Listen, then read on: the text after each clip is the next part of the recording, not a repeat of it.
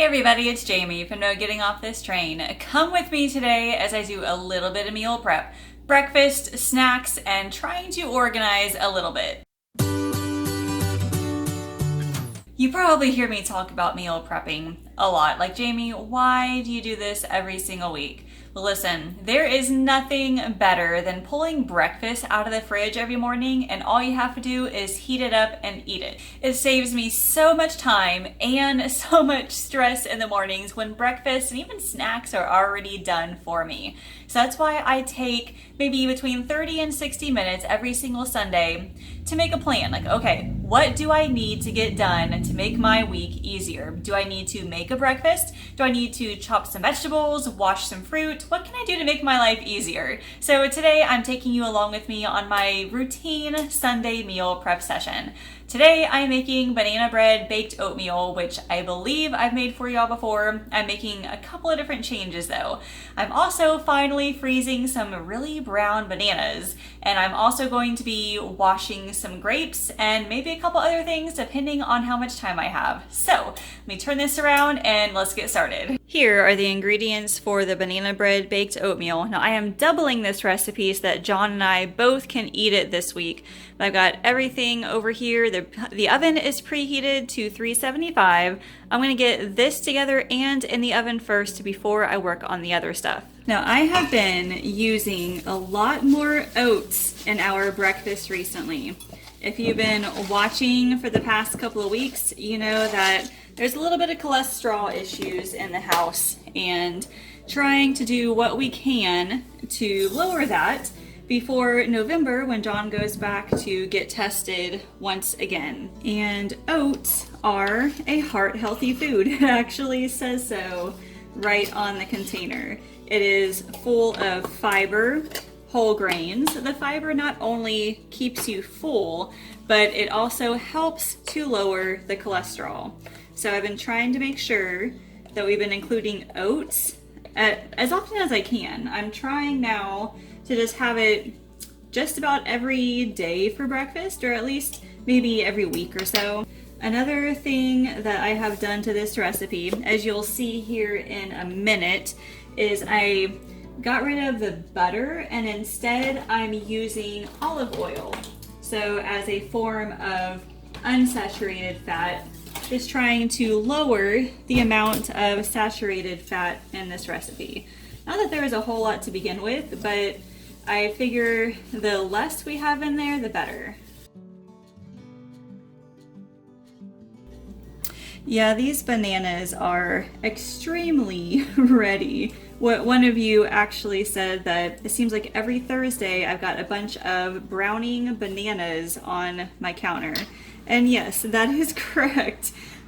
See, I buy bananas on Fridays actually, in the hopes that we'll use them, but then we end up not eating them every day, so then they get really brown like this. But, I mean, it's okay with me because I will freeze them, which I'll show you how I freeze them in this video. But otherwise, I'll make things like this for breakfast, or I might even make a huge loaf of banana bread or something, but these right here are perfect right now. I much prefer mashing bananas that haven't been frozen yet.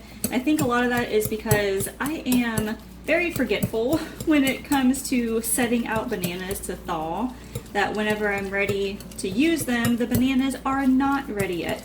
And then they don't mush quite as well. They tend to kind of look like ice cream in a way because they're still frozen. This right here though looks pretty good.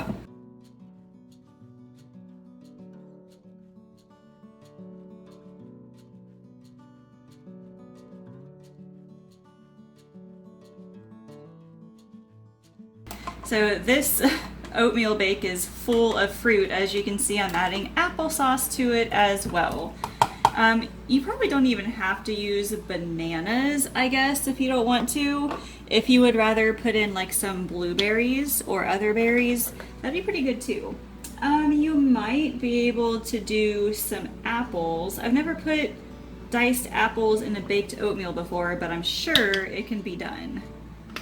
And I just put a little bit of maple syrup in here. It's a half cup, but I'm doubling the recipe. So it's really like a 1/4 cup per per batch, I guess. And I feel like that plus the applesauce plus the banana makes it sweet enough for me.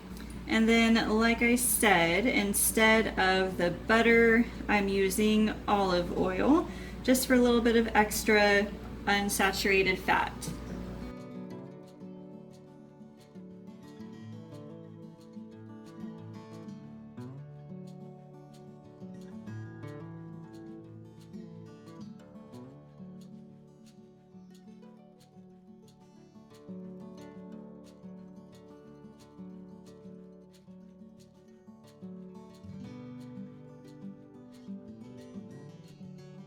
Now, because I wanted to add maybe a little bit of crunch and perhaps some good heart-healthy omega-3s, I wanted to add some walnuts to it. Got my nice little container here, and then I will actually like crumble these up a little bit just so they're a little bit smaller.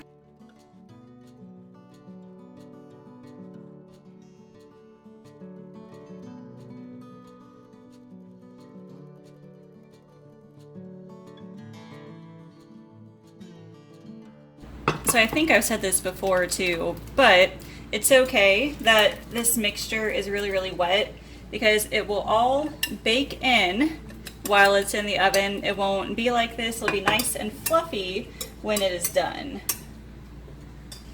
So that looks really good, just flattening it out.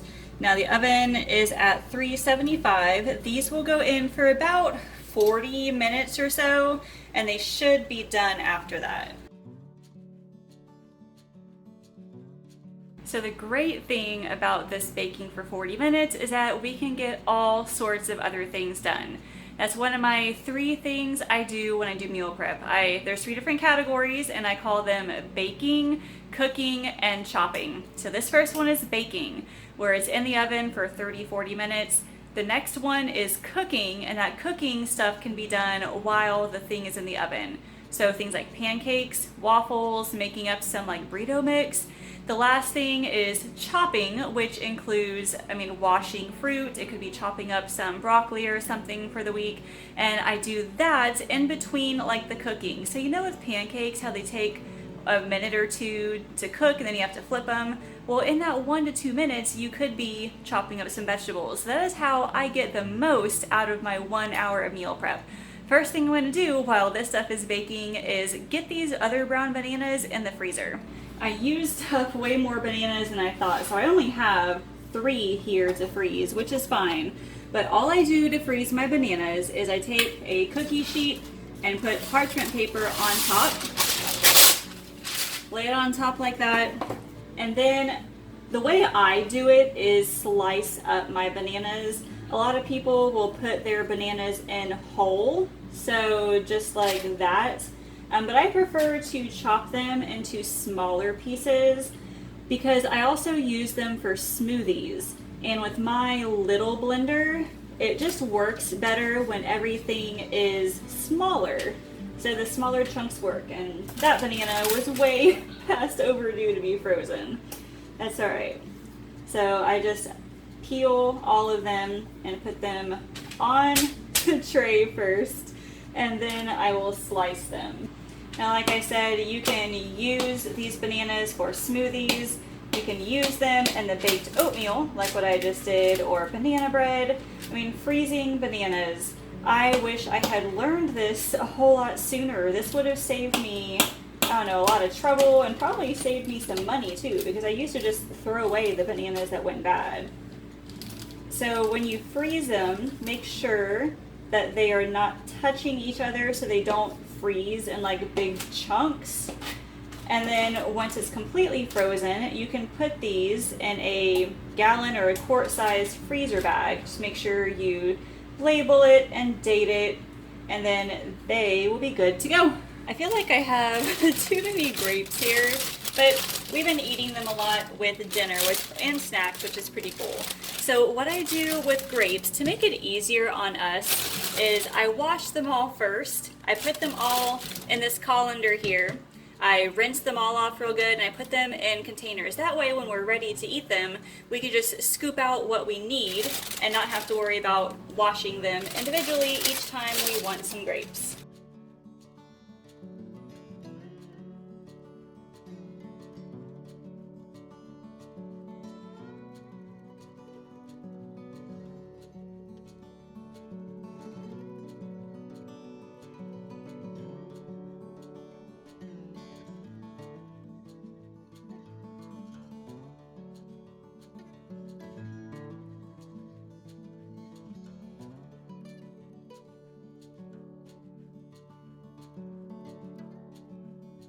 We still got some time left. How much? 20 minutes left. We already did the grapes.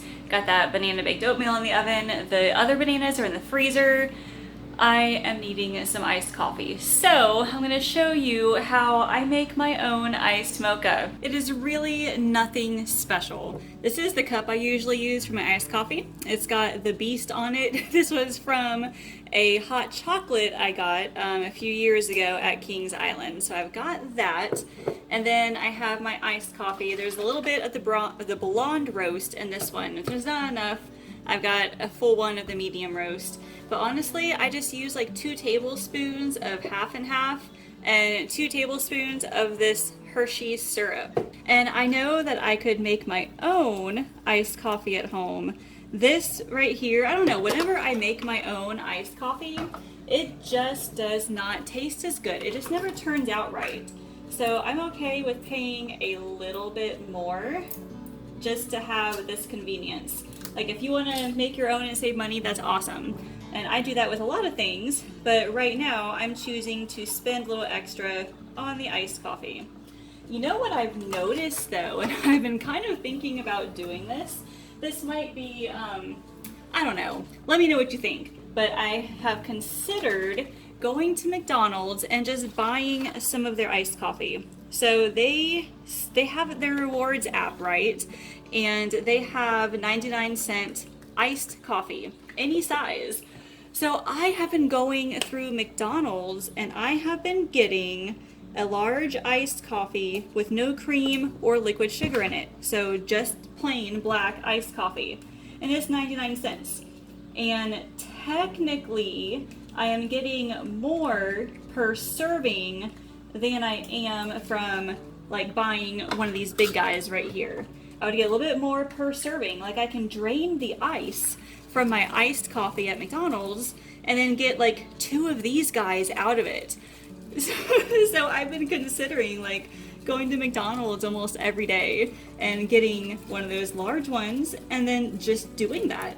Going every day, and I don't know, maybe I'm saving money, maybe I'm crazy. Not that I'm gonna go out to McDonald's just to get iced coffee. Like if I have something else to do, I'll do that too, but it's just something I was thinking about yesterday. Now this right here is sweet enough for me. The iced coffee here is unsweetened, but for me, the Hershey syrup makes it sweet enough. If you wanted to add a little bit more sweetener, I will sometimes add stevia to mine, but this right here is perfection.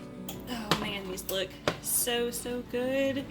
Yeah, 40 minutes was perfect. Sometimes I put them in for 35 and it's still kind of like wet on the bottom, but these look perfect. So once these cool, I'll be able to slice them into 6 pieces each and then put them in containers for later.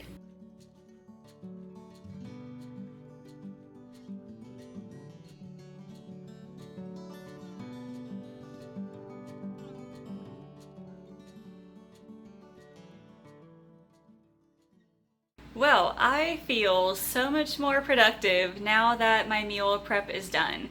Now John and I have breakfast for the entire week and don't have to worry about making anything else for it. Leave me a comment and let me know, what kind of breakfast meal prep do you all do?